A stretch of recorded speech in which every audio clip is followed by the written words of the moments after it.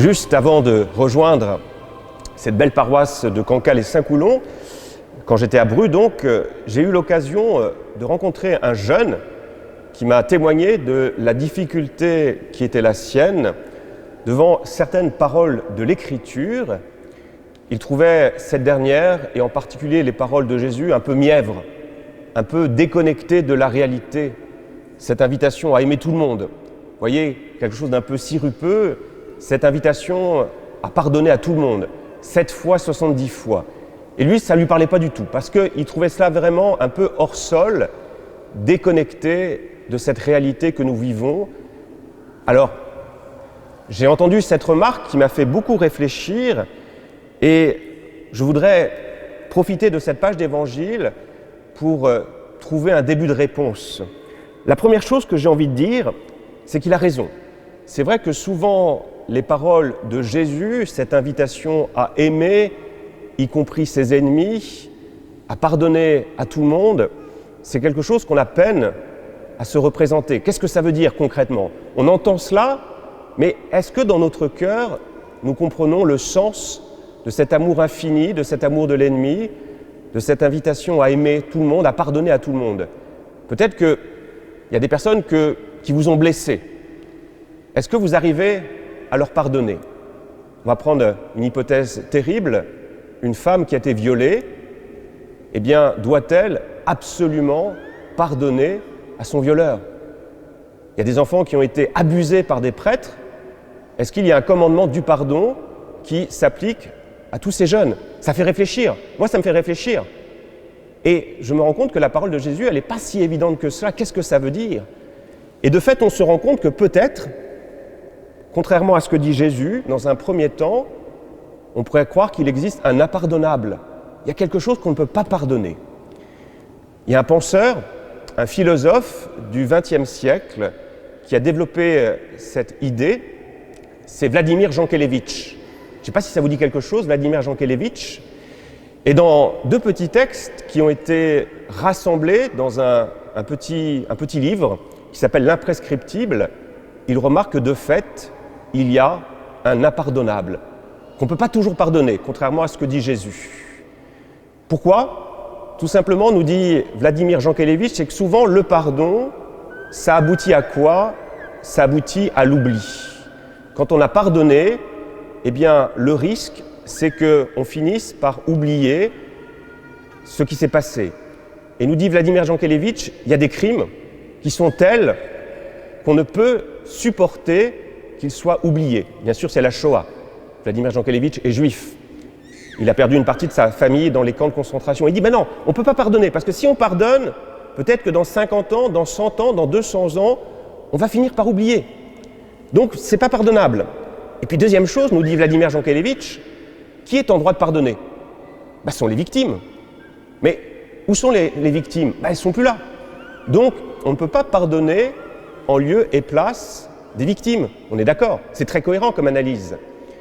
Et puis pour pardonner, il faudrait encore que ceux qui ont commis des crimes regrettent leurs fautes, demandent pardon. Ont-ils demandé pardon ? Non, pas toujours. Alors la conclusion, nous dit Vladimir Jankélévitch, c'est qu'il y a de l'impardonnable. On ne peut pas tout pardonner. Alors, je pense qu'on est tous d'accord avec cette analyse de Vladimir Jankélévitch, mais comment comprendre malgré tout ce que nous dit Jésus ? Parce que Jésus ne saurait nous demander l'impossible. Alors comment essayer de rentrer dans l'intelligence de cette invitation à pardonner toujours, y compris ce qui nous paraît à première vue impardonnable ?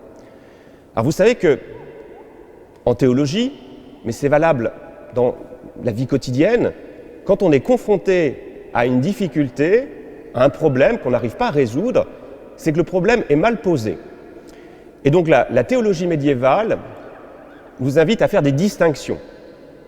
Si vous êtes un féru de philosophie, j'étais prof de philo autrefois, donc j'ai quelques références parfois philosophiques, si vous lisez le discours de la méthode de Descartes, c'est ça. On opère une distinction, on crée un problème présenté en 2 parties. Donc on va opérer une distinction, et je crois que pour moi cette distinction, elle va être opérante pour comprendre ce que dit Jésus. Et comprendre que finalement, c'est très cohérent. Quand on parle de pardonner, quel est le synonyme qui vous viendrait à l'esprit pour dire le pardon? Pardonner, un synonyme qu'on retrouve en particulier dans l'Écriture. En grec, c'est le verbe katalasso. Ça veut dire quoi en grec? Et en français, tout du moins, ça veut dire se réconcilier. Pardonner et se réconcilier. Peut-être qu'on va trouver un début de solution si on arrive à distinguer pardonner et se réconcilier. Il y a un impératif du pardon, mais il n'y a pas du tout un impératif de la réconciliation. Quelle est la différence? C'est que le pardon, c'est une démarche unilatérale. Qu'est-ce que c'est que pardonner? C'est dire, je prends la décision de refuser, de continuer à souffrir de ce que l'autre m'a fait. Vous voyez, le premier bénéficiaire du pardon, c'est celui qui pardonne. Pourquoi? Parce que tant que je n'ai pas pardonné, eh bien, il y a cette rancœur, cette rancune qui vient abîmer mon cœur, qui vient le contaminer et qui me rend profondément malheureux. Virgile évoque, dans l'un de ses ouvrages, un terrible châtiment qui existait au temps des Romains, qui était terrible les Romains. Les personnes condamnées, eh bien, il les condamnait à vivre attachées à un cadavre, enchaînées à un cadavre. Et qu'est-ce qui se passait? Eh bien, progressivement, la personne enchaînée était contaminée par ce corps qui était attaché à lui. Eh bien, c'est une image, finalement, de la rancœur, de la rancune qui peut parfois se cacher dans notre cœur. Vous voyez, cette personne nous a blessés et cette blessure continue à s'envenimer, à contaminer notre vie et à nous rendre profondément malheureux. Pourquoi il y a un impératif du pardon? Eh bien, c'est tout simplement pour nous-mêmes, pour aller mieux, pour guérir de ce que l'autre m'a fait. Vous voyez, le pardon, c'est fondamentalement une démarche unilatérale. C'est moi qui décide, avec la grâce du Seigneur, on verra comment faire tout à l'heure, rapidement, mais c'est moi qui dis, je dis stop.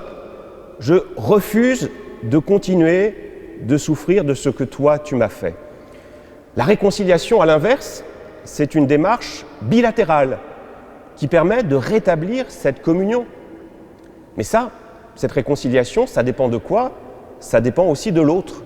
Il faut que l'autre reconnaisse ses torts et demande pardon. Et après, on peut rentrer dans cette démarche de réconciliation. Vous voyez, pardonner, se réconcilier. Et je pense que pour revenir à Vladimir Jankélévitch, celui qui ne sait pas pardonner, celui qui n'arrive pas à pardonner, eh bien, il vit avec dans son cœur cette blessure et ça peut aboutir, par exemple, à l'expérience de Primo Levi. Primo Levi, lui, n'a eu d'autre solution que de se suicider parce qu'il n'arrivait pas à se reconstruire tellement cette blessure était profonde dans son cœur. Voyez l'impératif du pardon pour soi-même, non pas pour l'autre, pour soi-même, pour aller mieux. C'est pour ça qu'il faut sans arrêt pardonner, parce que le Seigneur veut que nous soyons guéris. Il vient apporter cette guérison. Peut-être une autre manière de comprendre cet impératif du pardon, c'est de prendre de l'altitude. Donc on a vu, première solution, on opère une distinction. Deuxième solution, on prend de l'altitude. Et on va regarder la perspective de Jésus. La perspective chrétienne, c'est quoi la perspective chrétienne? C'est que notre vie ne se réduit pas à la vie terrestre. Après la vie terrestre, il y a quoi? Il y a le paradis. Et on est fait pour le paradis. Et qu'est-ce que c'est que le paradis? Le paradis, ça sera cette pleine communion qui existera entre nous et avec Dieu, mais entre nous. Donc, admettons, prenons l'hypothèse que quelqu'un nous a profondément blessés et que nous avons de la rancune, de la rancœur. Nous mourrons avec cette rancune, cette rancœur. Qu'est-ce qui va se passer alors? Est-ce que, à votre avis, nous allons pouvoir aller au paradis, au ciel, avec cette rancune et cette rancœur? Est-ce que cette rancune, cette rancœur est capable de passer par la porte étroite du paradis? À votre avis? Ben non. Parce que si la rancune, la rancœur passait par la porte étroite du paradis, ben le paradis, ça serait plus le paradis. Ça serait plus cette pleine communion. Vous voyez, si on prend de la hauteur, on se rend compte que Jésus nous parle de paradis en disant tant qu'il y aura de la colère, du ressentiment, de la rancune, qui peut être légitime dans une certaine mesure, mais tant qu'il y aura ça dans votre cœur, eh bien ça ne peut pas passer par la porte étroite D'où une autre manière peut-être aussi de comprendre aujourd'hui ce que nous dit Jésus. Jésus, il veut pour chacun de nous le meilleur, il veut le paradis. Et il veut, dans une certaine mesure, que ce paradis puisse déjà être visible au cours de notre vie terrestre. Et ça passe par quoi? Ça passe par le pardon. Alors il faut du temps. Il faut du temps, mais nous avons plusieurs possibilités devant nous. En fait, il y a 3 scénarios possibles. Soit nous parvenons à pardonner à celui qui nous a offensés, et peut-être que nous pouvons le libérer lui-même, s'il est mort pour aller au ciel, au paradis. Autre solution, nous pouvons lui donner rendez-vous au purgatoire, où il y aura ce travail de vérité qui nous permettra de retrouver cette pleine relation, cette pleine communion. Ou le 3e scénario, c'est quoi? C'est le pire, c'est l'enfer. Si l'autre va en enfer, la question ne se pose plus. Si moi je vais en enfer, la question ne se pose plus. Mais je pense que la perspective du Seigneur, c'est qu'il y ait le maximum de personnes au paradis. Moi, c'est l'image que je me fais souvent. Vous organisez une fête, vous invitez du monde, et votre fête sera heureuse si tout le monde est là, s'il manque un convive. Il y a le baptême. Dans ce temps de confinement, je suis sûr que vous n'avez pas pu faire venir tout le monde. Et c'est douloureux, parce on voudrait se retrouver tous. Voyez, cet impératif du pardon, je crois qu'avec cette perspective de la vie éternelle, cette distinction entre pardon et se réconcilier, eh bien on comprend que finalement ce que dit Jésus, c'est tout à fait cohérent. Alors comment faire? Très rapidement, première chose, se redire que le premier bénéficiaire du pardon, c'est celui qui pardonne. Première chose. Deuxième élément, il faut du temps. Il faut du temps, voilà, parce que quand on est profondément blessé, eh bien, pour que cette blessure puisse se guérir, il faut des mois, des années parfois. Il faut aussi qu'un travail de vérité soit fait. Rappelez-vous, en Afrique du Sud, pour permettre cette réconciliation dans ce pays, il y avait eu cette commission vérité et réconciliation qui avait été présidée par Desmond Tutu. Travail de vérité. Premier bénéficiaire du pardon, c'est moi. Deuxième temps, le temps précisément. Troisième point, la vérité. Et quatrième, c'est mettre Dieu dans l'équation. L'Église sait que le pardon, c'est difficile, et c'est précisément pour ça qu'elle en a fait un sacrement. Qu'est-ce que c'est qu'un sacrement? C'est faire avec Dieu ce que nous ne pouvons pas faire avec nos propres forces. Devenir un saint, Amaury. Est-ce qu'il peut devenir avec ses propres forces saint Amaury de Cancale? Ben non. Avec ses propres forces, il n'y arrivera pas. Mais par le sacrement du baptême, il va recevoir la grâce qui va lui donner précisément cette possibilité de devenir un saint. Le pardon, de la même manière, j'y parviens en fréquentant régulièrement le sacrement de réconciliation, en mettant Dieu dans l'équation. Qu'a dit Jésus sur la croix? Je vous pose la question. Quelle est la parole de Jésus sur la croix? Il y en a 7, mais celle qui nous parle de pardon. Qu'est-ce qu'il dit sur la croix? Rappelez-moi, j'ai oublié. Père, pardonne-leur, ils ne savent pas ce qu'ils font. Pourquoi c'est intéressant? Parce qu'il n'a pas dit « je vous pardonne ». Il a dit « Père, pardonne-leur, ils ne savent pas ce qu'ils font ». Et peut-être que c'est pour nous le signe que quand on n'arrive pas à pardonner nous, eh bien on peut dire « moi j'y arrive pas, mais Père, Dieu, je te demande de leur pardonner ». Voyez, entre vous, la personne qui vous a blessé, vous mettez Dieu. Et c'est en mettant Dieu dans l'équation qu'on parvient, le moment venu, quand la vérité est faite, à trouver la force de pardonner 7 fois, 70 fois. Amen.